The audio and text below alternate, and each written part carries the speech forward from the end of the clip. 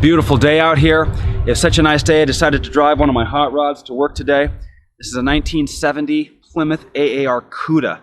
They made like 96 of them in this cool B5 blue, it's called. About half of those were 4-speeds. This is a 4-speed. Maybe it's one of only 20 that exist today. But it isn't about the car. It's not about a cool car. When I look at this car and I drive the car, I think about what chiropractic was like back in 1970, because I always think about what chiropractic was like at any point in time. And what I realize is that chiropractors then had a certain drive, they had a certain way of explaining chiropractic. They knew less, and they had a more depth of knowledge in what really counted, you might say. My first chiropractor graduated chiropractic college in 1969. He practiced during this time frame here. And I look at what he explained to me and how he taught chiropractic to me and the kind of belief he had and the confidence he had in chiropractic that he was able to relay to me to get me to want to become a chiropractor. Now, a lot of that's been lost today. So we're going to go inside now and I'm going to explain some of the differences today compared to back then, some of the deterioration that's occurred. But there's an opportunity there I'm going to share with you that can take your practice to a whole new level. Let's head inside. All right. Like I mentioned, things are a lot different now than they used to be in chiropractic, and I have had some things come to my attention that really concern me, and it just amazes me. Why are things going this way? Let me give you an example. It used to be that we had all of these killer tools to use as chiropractors, but now like hardly any of them exist anymore.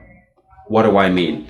I'll go visit chiropractic offices, and believe me, I've been in a ton of chiropractic offices, and almost never do I see a good model spine. Okay, especially the one that has the foam discs that holds position like that. Every chiropractor that is a chiropractor and wants to be a great chiropractor should have a good model spine. Isn't that like the most basic thing? You can still get these though, so that's cool. But what you can't get anymore, I'll put this back here, is these. These are the best spine models that have ever been made. The 4 spine model set. The normal, what you might call the phase 1, the phase 2, the phase 3. They're just the best because they show the ribbing and they show the disc, and of course the nerves are nice and rubbery and you can move them beautifully for demonstration purposes. They're incredible. Can't buy them anymore. Guy that made them retired, nobody else has taken over. You cannot get these anymore, and they're the best models ever, and every chiropractor should have them because they're the best to work with. All the other ones are hard and clunky. It's really too bad. This is a huge loss to the profession. Another thing is this right here, the incredible neural patholator. Look at how powerful this is. Gee, doctor, I've got this sort of pain in the side of my calf. You mean right here? I've got these headaches. Do you think chiropractic can help? You mean like right here with the nerves coming out of your neck? That's what we have to work on. I've got this digestive trouble. Oh, really? You mean like right here? See how the middle back nerves go to your stomach? Oh, I've got this thing going down the back of my leg. Oh, you mean like this right here? Oh, I've got this pain. It kind of wraps around to the front. Oh, really? You mean like this right here? Incredible. It's the greatest descriptive tool ever in chiropractic, and you can't get it anymore. In fact, they have it on a computer now, completely useless. I need to be standing with the patient right here by the table and go boom, just like that.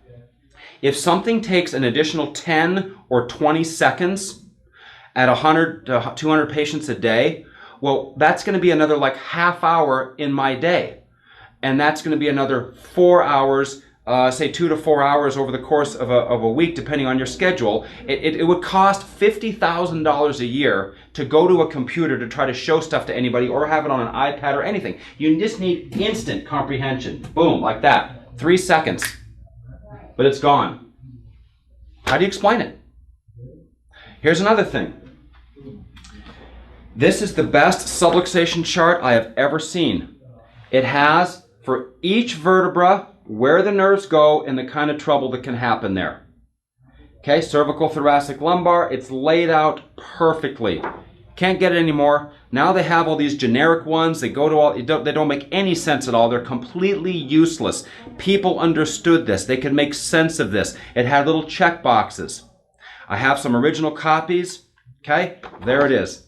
Unbelievable. Probably the best spine chart ever in chiropractic. Don't make it anymore.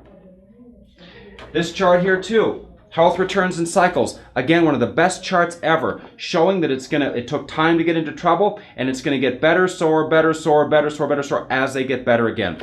Gee, doctor, I really feel sore today. I hurt today. I know. You're right there. Okay, where it says not so well. But it'll get better and better and better as you follow along with your chiropractic adjustments. This is a lifesaver. Don't make it anymore. All right? Next thing is this. The regular view box. Look at how powerful this is. See, there was a time when you showed an x-ray, you had a view box, which was very clinical. Only doctors had view boxes. Everybody has a computer monitor. Only doctors could get this weird film and have an x-ray machine and x-ray processing and turn the lights down and show an x-ray. And go over the x-ray like this and draw on it and describe things. But now the x-rays are on a computer screen. It's just so flimsy and weak, it's almost useless. It's just another image on the screen that has zero impact for people. They don't even think it's them, no matter how well you explain it. Okay? But here, as soon as you get in front of a view box, this is a big deal. All right? And I used to have, in fact, here I saved them all. These are my strategically kept, I got so many they're falling out, x-rays of all different things. Of scoliosis, okay? Of course, of kids. All different examples that I would have here to show patients to get them to understand how important care was, or to tie into something that might relate to them. I would show a kid's x-ray. This is why you need to get your kids checked. I would show a senior citizen x-ray. This is why you need to get your parents in. I would show an athletic injury. This is why everybody who's in sports needs to be in here. I would show a car wreck. This is why anybody who needs to be in here. All strategically placed and ready to go. Internal organ issues tied into chiropractic, they're all ready to go. So I had the x-ray view box, of course the incredible neural patholator, the great spine models, the incredible handouts and the charts, and of course the last thing I would use all the time, along with the model spine of course, is the anatomy book, and I would have certain pages marked like this to be able to show people so they understand. But look at what we have today. They don't have hardly any good charts anymore. Hardly anybody even has a model spine, let alone a good one. You can't get the decent models. This thing went out forever ago, and hardly anybody still using old x-rays. So here the chiropractor sits, trying to explain chiropractic, trying to have credibility and power, trying to get people to start care, refer, follow through with care, and they got no tools. Completely weak, void, absent of really the required stuff inside the command center to get people to understand. And so the chiropractor sits and has a harder time getting people to start. They're relying much more on personality or looks or having a family in the area or whatever it is to grow. This is why today, as a percentage, there are much fewer big practices than there were. Back then in the 70s, everybody had a big practice. Because everybody was so into it, and they would grow, and it was more pure, and people could explain it well, and their hands-on technique, and their dexterity, and their palpation skills. It was just something, and then all of a sudden we got all these graduates, all the cool tools are gone, and the chiropractor sits there struggling, trying to explain what's going on to patients, and pay off all this huge debt. My first x-ray machine was $18,000. The one sitting in there was $60,000. Maybe you can get it for $30,000, $40,000. Why does an x-ray machine cost 2 or 3 times as much as it did 20 years ago? Why is the chiropractic college education cost twice as much as it did 20 years ago?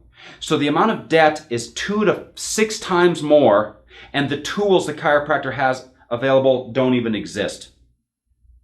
This is why people join a group like Winter's Edge, because we have what is necessary now with what we have available to really have incredible retention, great new patient flow, all the debt strategy, all the money flow strategies that we have here to assure that the chiropractor not only has a powerful practice, a great life, but also is very smart and financially savvy.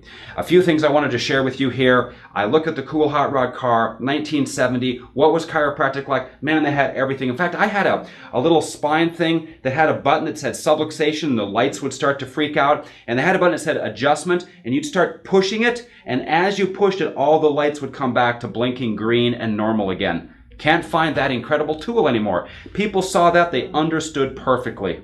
Gone. I don't know why.